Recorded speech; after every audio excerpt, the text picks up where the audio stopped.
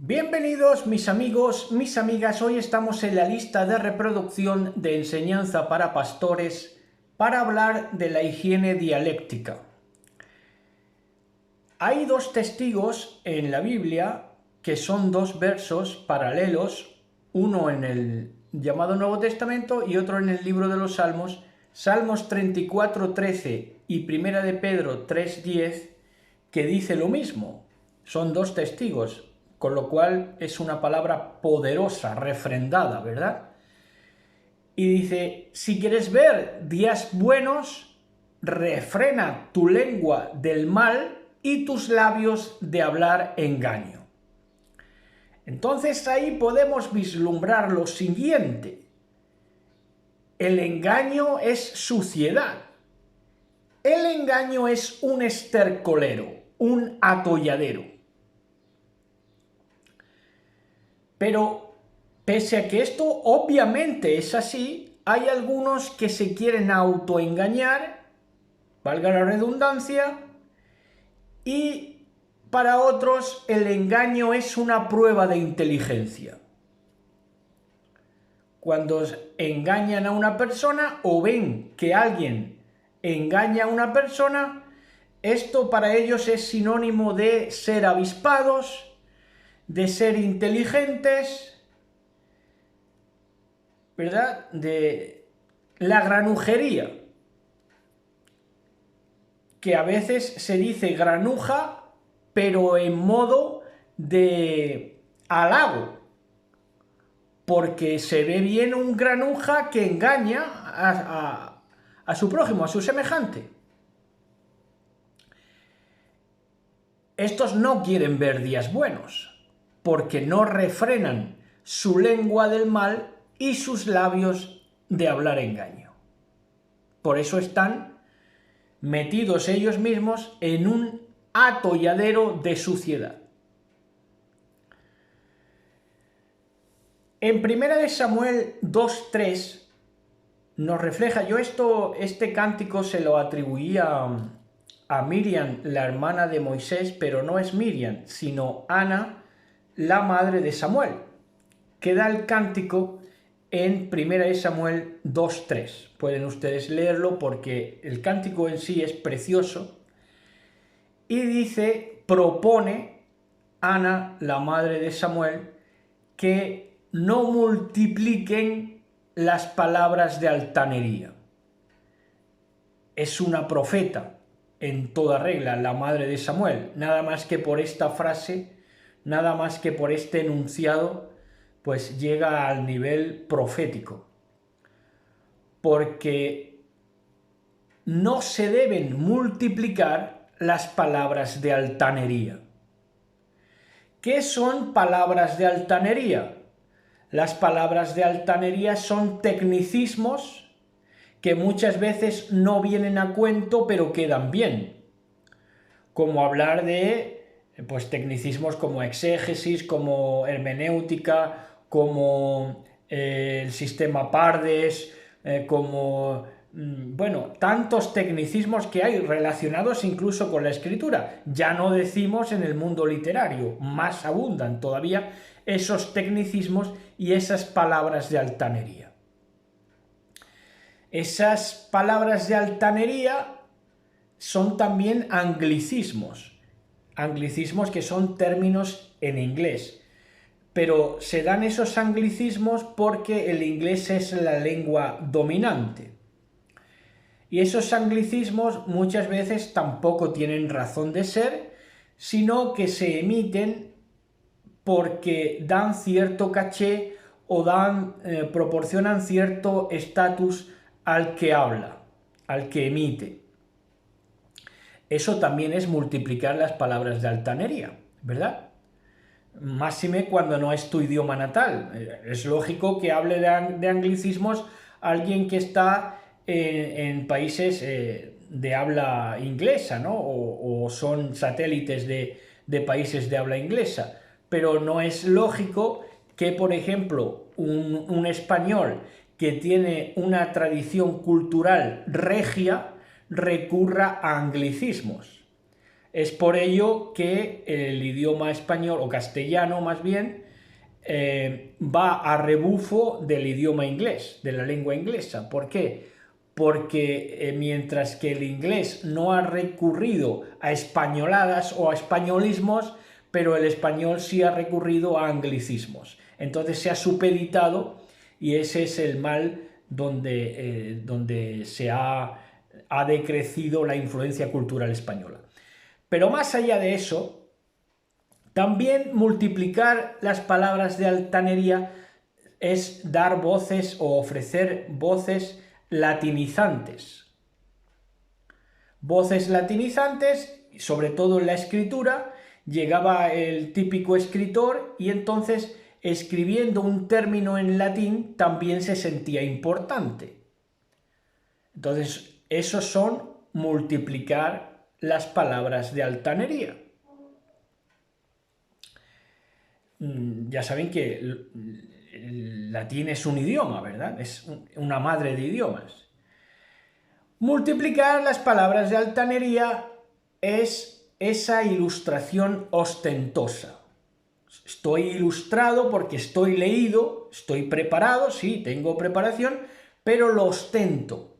Es decir, lo exhibo, es para exhibirme.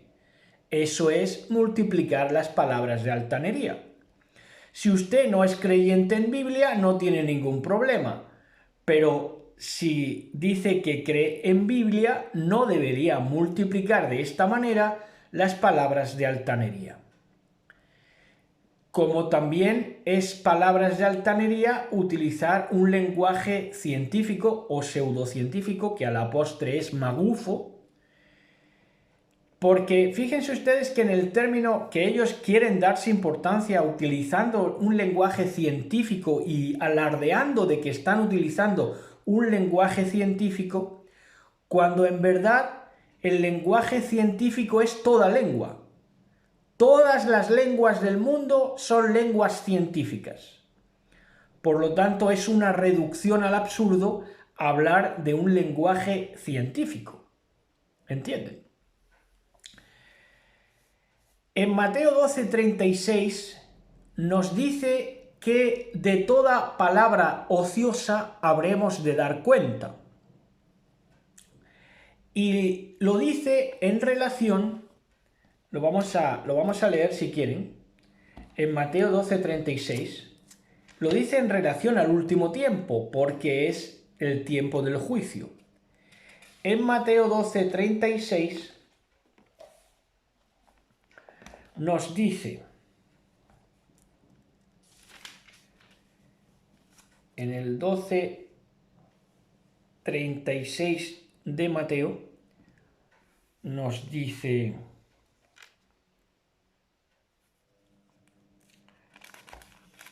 así, nos dice, les digo lo siguiente, el día del juicio tendrán que dar cuentas de toda palabra inútil que hayan dicho, u ociosa, ¿verdad? Dice en otras versiones. Ahora, ¿en qué día? En el día del juicio. ¿Qué está hablando? De una época. Está hablando de una época en que las palabras de la gente serían ociosas o palabras de altanería, como antes hemos señalado. Entonces, esas palabras ociosas están enmarcadas en el tiempo del juicio, que es el tiempo de la siega, coming soon, ¿verdad? Utilizando un anglicismo.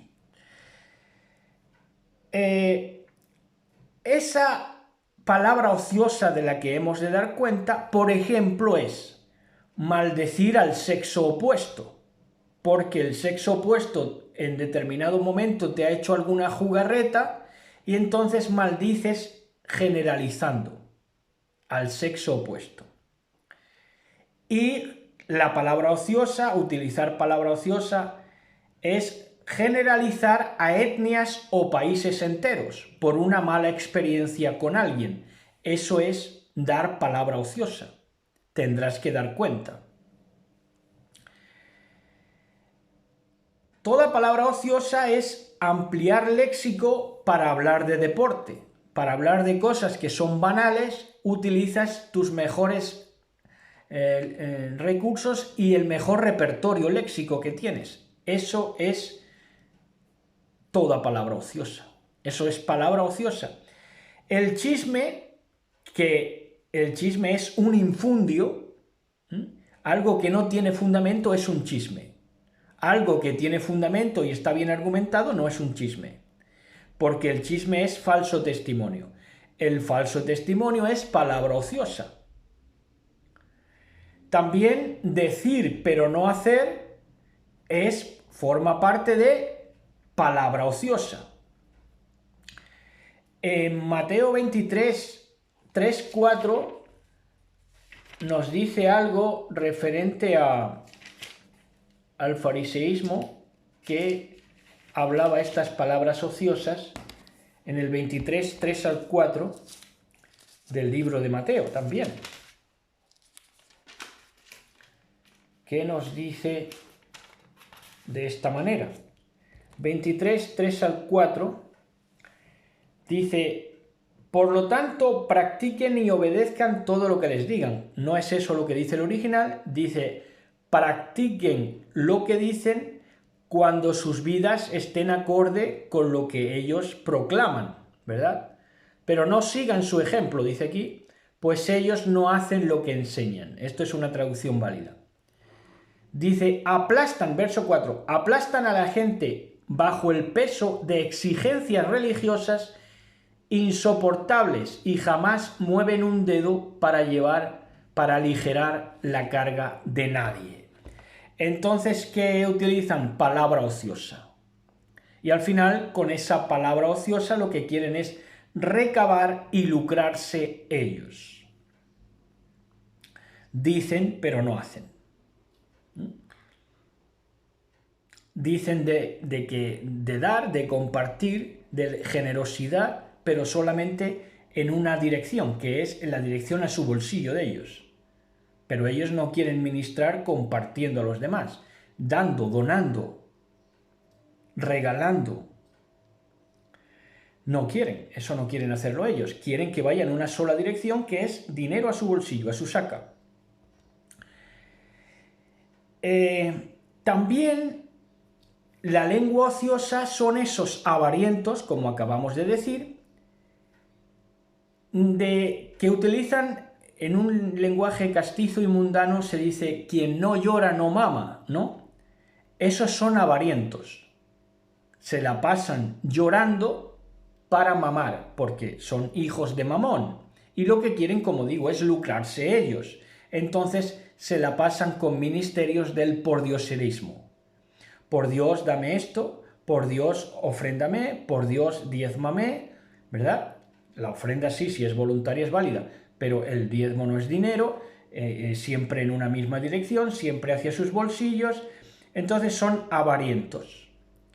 Avarientos que utilizan su lengua, hacen de su lengua un instrumento de iniquidad, como nos señala Habacuc, un libro por el que no pasamos mucho, pero fíjense que es rico. 2.9 dice: ¿qué aflicción te espera a ti que construyes mansiones con dinero deshonesto? Ahora, ese dinero deshonesto o fraudulento, ¿por qué es fraudulento o deshonesto? Porque lo has recabado en lo que es la palabra ociosa, en lo que es multiplicar palabras de altanería y de lo que es embadurnarte en el engaño, que es la suciedad, ¿verdad? Entonces, eso es lo que dice, ¿verdad? Dice: ¿qué aflicción te espera a ti que construyes mansiones? Oiga, fraudulentamente, todo para ti, recabando con dinero deshonesto. Dice, ¿crees que por tu riqueza comprarás seguridad y así pondrás el nido familiar fuera del peligro?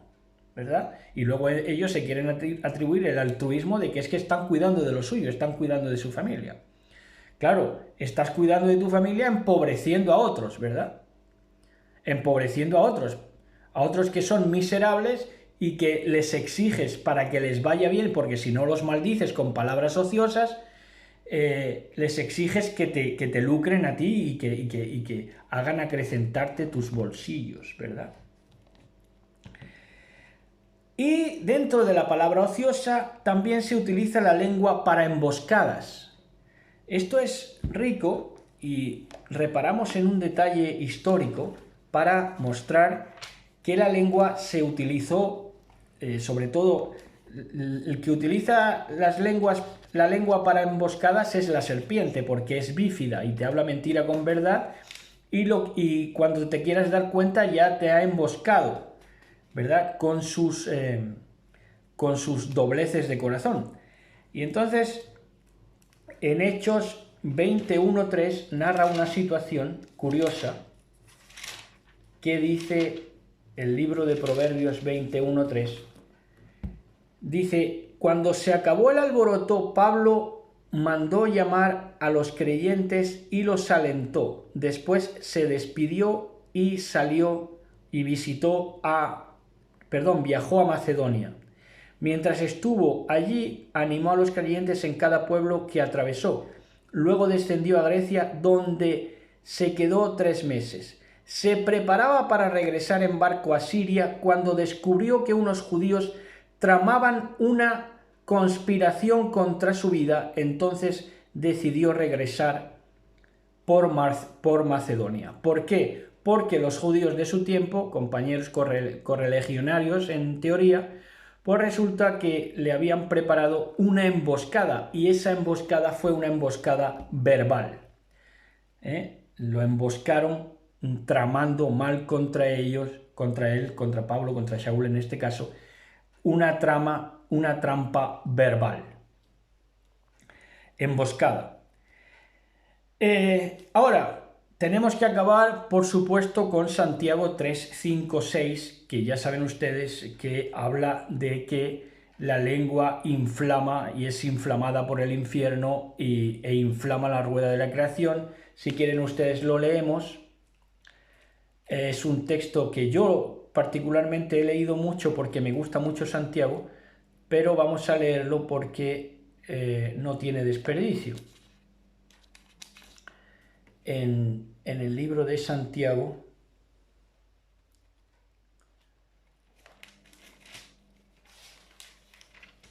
en el libro de Santiago 3, 5 al 6,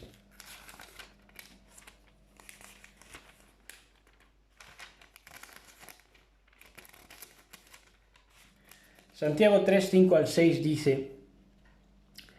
dice: de la misma manera la lengua es algo pequeño que pronuncia grandes discursos. Así también una sola chispa puede incendiar todo un bosque. De todas partes del cuerpo la lengua es una llama de fuego, es un mundo entero de maldad que corrompe todo el cuerpo, o puede llegar a corromperlo, más exactamente. Puede incendiar toda la vida porque el infierno mismo la enciende. Entonces, en este sentido, nos habla luego, a lo largo de todo el libro de Santiago, de que la lengua es como un timón. Da esa analogía en el libro de Santiago, de Jacob, de que la lengua es como un timón. Entonces, ¿qué hay que hacer? Dirigir ese timón. Hoy la propuesta es: dirige el timón de tu lengua si quieres ser un pastor aprobado. Abstente de multiplicar palabras de altanería, abstente de la suciedad del engaño y abstente de la palabra ociosa, y así dirigirás el timón de tu vida a través de la lengua. Primera de Corintios 6, 12 nos dice,